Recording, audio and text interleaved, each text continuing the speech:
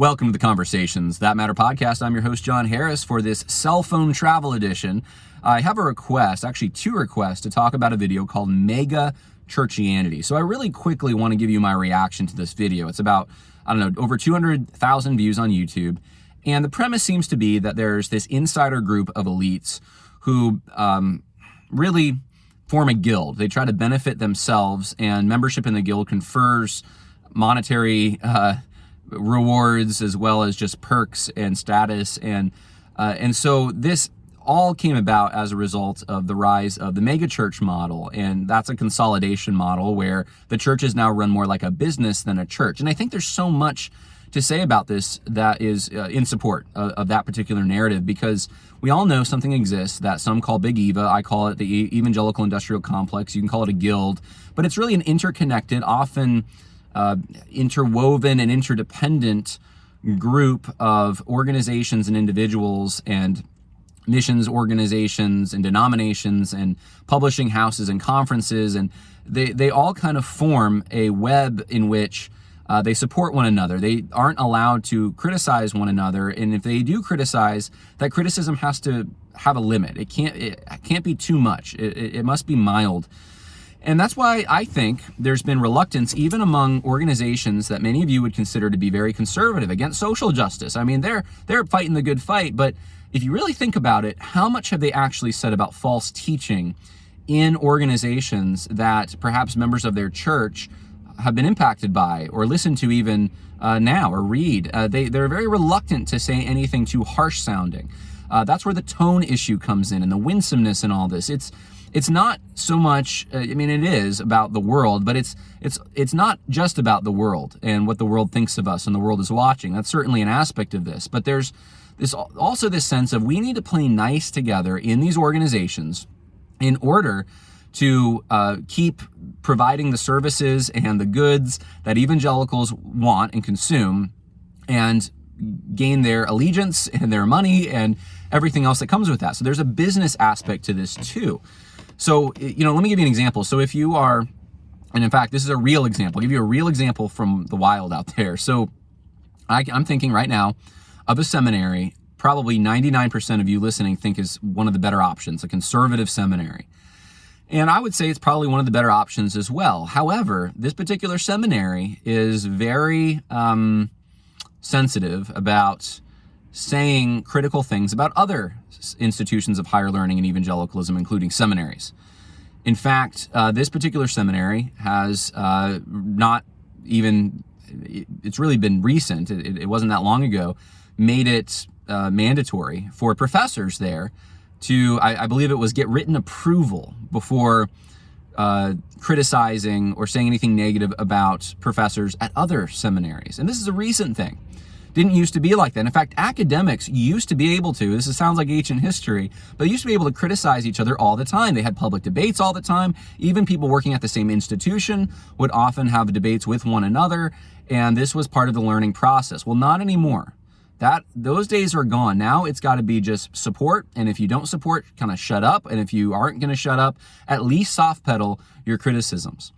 And so I know that this has been happening all over the place. I know personally, I bet you 95% or more of the organizations in evangelicalism, ones that you even consider to be conservative against social justice, would have nothing to do with someone like myself or A.D. Robles or anyone who's really gone hard after the social justice movement, who's used the term false teachers, who's has the scars to prove, how hard that they've gone after this. They would be reluctant to ever partner with someone like that, or allow them to have a booth at their conference, or allow them to, even invite them to come in and maybe talk about it or write something for their journal, and that's because there is a guild that exists, and even conservatives are part of it. Now, I think you see kind of like two guilds-ish forming, but there's still a lot of connections between both. And so in the case of the seminary I just mentioned, if they were to criticize or allow their professors to criticize members of other seminaries, what would happen is those seminaries or those Bible schools would be reluctant perhaps to send or recommend students go to their particular seminary. So if you got a bachelor's in Bible and you want to go to seminary, or if you got a seminary degree and you want to go on to THD work, or get a D-Min, or you want to take it higher, then let's say you graduated from Southern Seminary, and then a professor criticizes a professor at Southern Seminary, or you go after Southern Seminary, and this is coming from a conservative seminary does this, then they're not going to recommend students to go to your seminary. And you're also going to put into jeopardy perhaps contracts that might exist in cooperation between each other, and conferences that could possibly be held in pooling each other's resources. And so there has to be consolidation. There has to be a pooling of resources. There has to be just working together, and you scratch your back, my back, I'll scratch yours, in order to allow this kind of thing to happen. And so I think that the documentary gets some of this stuff right, because it does parallel, I think, the rise of mega churches in some ways. I mean, it's the same kind of it's this celebrity Christianity, this guild that's formed as a result of celebrity Christianity, and all the things that are provided, the optics, really. That's really what I'm thinking of, the optics that exist at many of these churches. Those are the front door for people when they are looking at places to go to school, or books to read, or missions organizations to partner with. All of that, the mega church model has served sort of as a front door. Now, I don't know for how much longer that's going to be happening, but I think that Mega-Churchianity has a point with this, that there is something to that. Now, what I want to say is that I don't think this is unique. In other words, I don't think that a nefarious group of people got together in a smoke-filled room. Of course, the Baptist wasn't smoking in that room, but all the Presbyterians smoking. I don't know, but they're sitting there thinking, "What are we going to do to fleece the flock more? Man, what can we do? Let's do mega churches." I don't think that's what's happening. I think what's happening is something way bigger than that. It's a social transformation that has happened on every level of our society. It's not just in our government either. We see consolidation with our government. We see consolidation with our voluntary associations. We see consolidation with things like even the restaurants that we frequent, and the gyms we go to, and we're looking for Walmart. We're looking for fast food. We're looking for what can provide my needs in the quickest way possible and give me the most stuff that I could possibly want in the shortest time period. It's convenience. It's modernity. It's industrialization. It's efficiency. It's all of these things have happened all around us. And of course, in the case of government, it's really not efficiency, but there's kind of a merger between government and big business, and the local is becoming, there's less control on the local level, more on the national level. And we just see this kind of thing happening everywhere. And the thing is, people choose it. It's not just that it's a bunch of tyrants getting together, although that does happen. I'm not saying it doesn't, but it's that people actually want the Walmart of churches. They want to go to church, and they don't want to see a cemetery there. I mean, that could make them think about death. Who wants that? They want to just think happy things. They want to see smiling people. I mean, it's a product. They want to see, they want their coffee when they get there. So the coffee shop's got to be there. And I'm not saying any of these things are bad in and of themselves, but you can definitely see that the strip mall kind of church model, which many of you might go to one, and I'm not saying that's bad either, but just realize that this is a new thing for the most part. And you just got to be careful of it, because you can end up being, you get your logo, you get your brand, and you're just like a corporate restaurant in town. And you're providing services, and the more services you provide for the wives and the kids and the husbands and the retreat and this and that, and it becomes like almost a social club that you join. And Mega Church has really offered this. It's a product that they're selling, and people have bought it. A lot of people have. Now, I don't know for how much longer that can last, because there's a projection of an image, and it's artificial to some extent. And people, I think, are looking for more authentic now. They know that you can go on TikTok and project any kind of image you want about yourself. But what's real? What's really real? What kind of people have skin in the game and actually want to sacrifice? Those are the kind of people that I think are going to be more the ones that attract a following. The people who are willing to sacrifice, who have principles. And I think we're in a transitory phase. And because we're not out of the big evil land yet at all, but I think that there's a crack in that foundation. So that's one of the points I want to make. Number one, this kind of thing, this consolidation tendency, this big business model, this industrialization of the church, this has happened not just with the church, this has happened in just about every segment of society you can think of. Now, the other thing that I wanted to mention is not all the individuals, I think, involved in a big mega church or an evangelical organization that's large are necessarily consciously part of propagating the big Eva, brand or model or whatever. They're not just beholden to the guild, receiving benefits from the guild, and therefore must support the guild and can't say anything negative about the guild.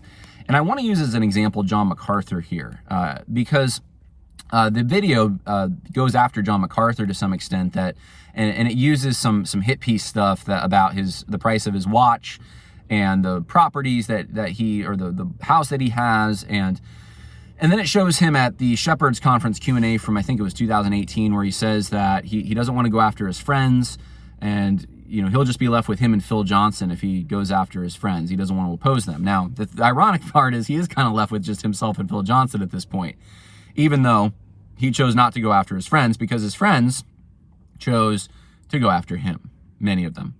And I'm just now coming up with examples in my head. After the Beth Moore Go Home thing, Lincoln Duncan decided to tweet a veiled rejection of what MacArthur said, a condemnation of what he said. You have Mark Dever and Jonathan Lehman with the whole being critical of Grace Community Church for opening up their church during COVID too early. You have Al Mohler choosing to defend all the seminaries in his denomination when they're on the ropes, but he won't defend John MacArthur when John MacArthur's on the ropes.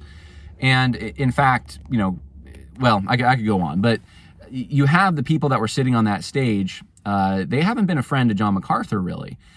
And so it's sad to me that MacArthur wanted to have loyalty to these guys, and yet these guys really don't have loyalty to him. And what I've thought, I'm just giving you, this is John Harris's view on this whole thing, or my suspicions and my, I don't have necessarily a primary source for what I'm about to tell you, all of it at least, but I do have suspicions based on the way humans behave, and then some observations that I've made about the way that some of these guys have behaved since that Q&A.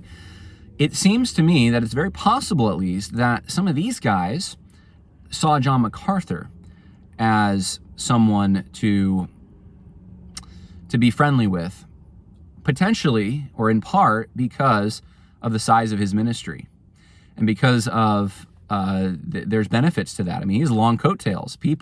John MacArthur, here's the thing, John MacArthur doesn't need the guild.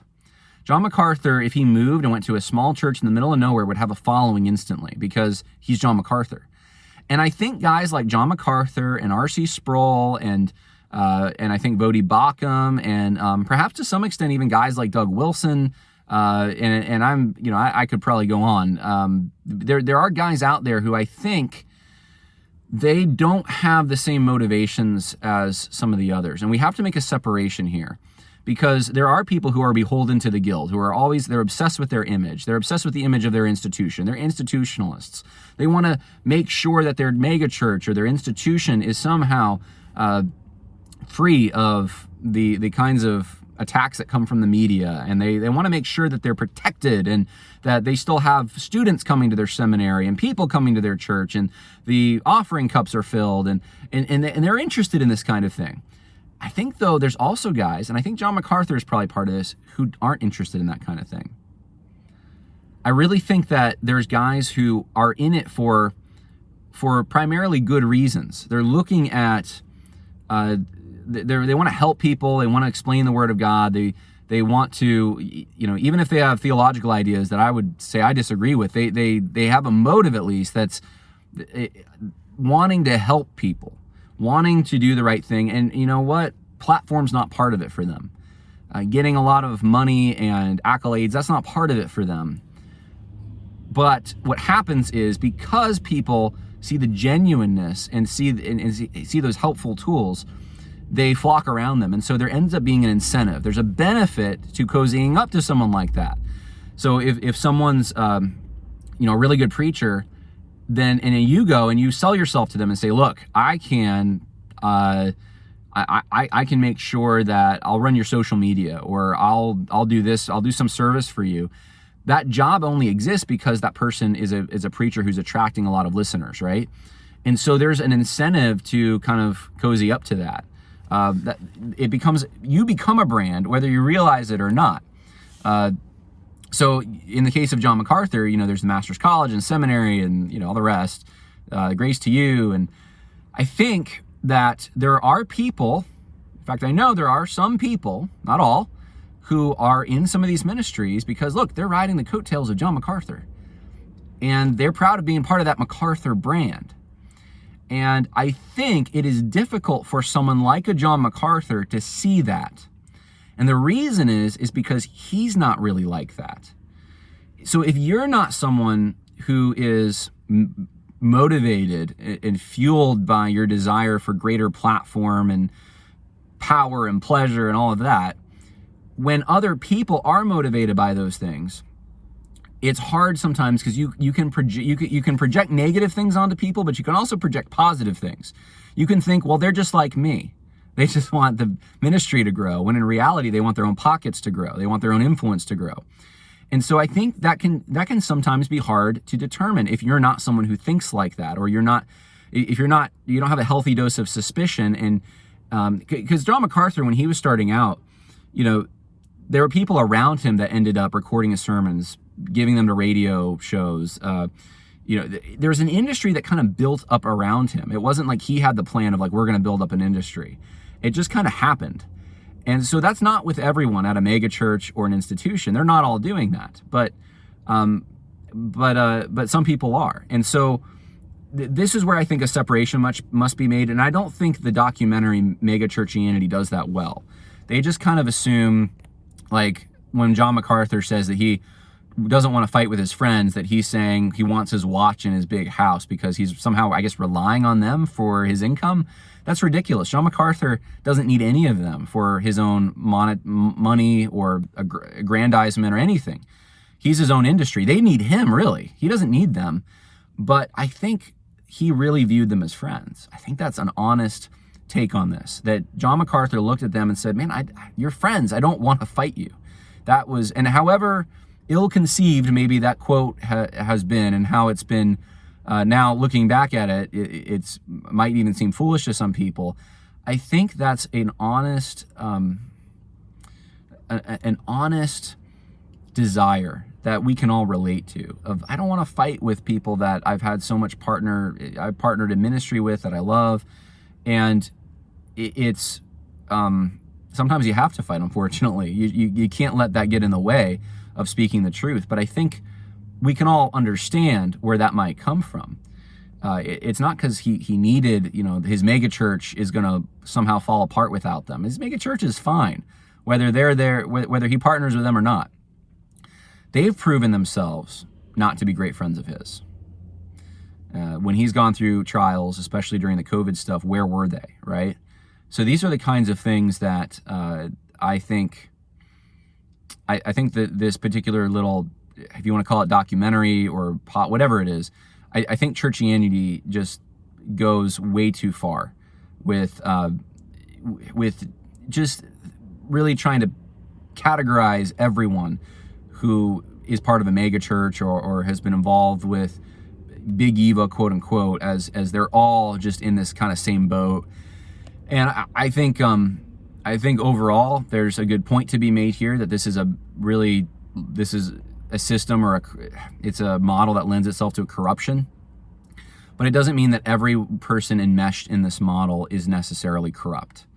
And that's what I think have to be careful of. So that's my reaction. That's what I think of that particular documentary. I hope that was helpful for you. And I just want to say, whoever put it together, I mean, I'm in large part appreciative of what they're doing. Those are just the things that I would probably differ with to some extent. Anyway, hey, God bless, and more coming. Bye now.